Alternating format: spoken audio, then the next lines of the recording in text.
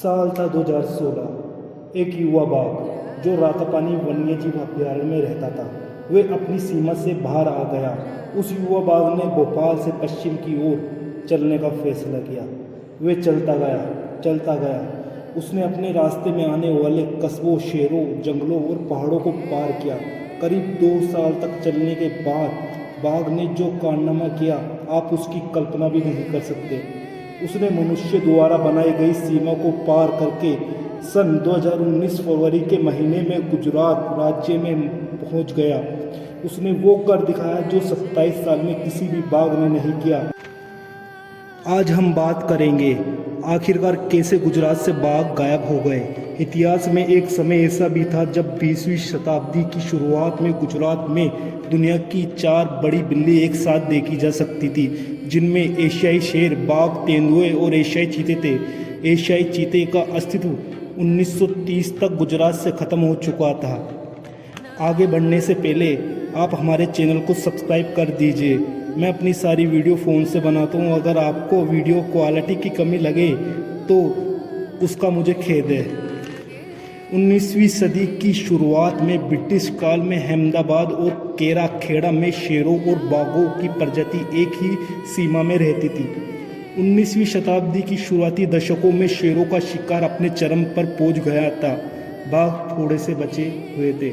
19वीं शताब्दी के दौरान एक बाघ रानी रूपामती कॉम्प्लेक्स में मारा गया।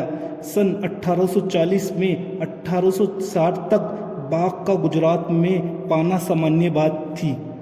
साल 1876 में 4 बाघ मारे गए। साल 1870 दशक के आखिरी सालों में बाघ अहमदाबाद और खेड़ा को छोड़कर गुजरात के पूर्वी राज्य की तरफ चल गए। साल 1865 में 22 बाघ एक साल में मारे गए। 20वीं सदी तक भी बाघों को गुजरात के जंगलों में देखा जा सकता था, मगर साल 1860 के मुकाबले ये बहुत कम थे।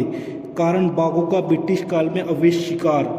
सन 1947 तक आज़ादी के समय भारत में शेरों की संख्या में इजाफा हुआ। उनकी संख्या तकरीबन 227 तक हो गई। गुजरात के wild life expert m a Rashid के अनुसार गुजरात में 1960 तक 60 बाघ थे।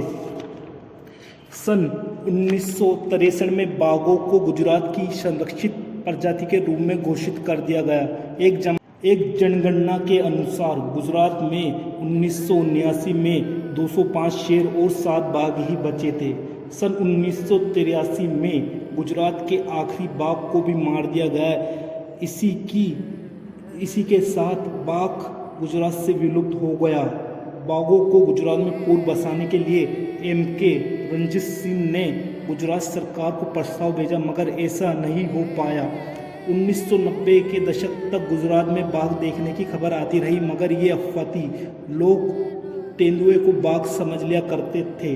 साल 2016 रत्नापानी बाघ गुजरात पहुंच गया, मगर उसका अंत भी सुखद नहीं हुआ।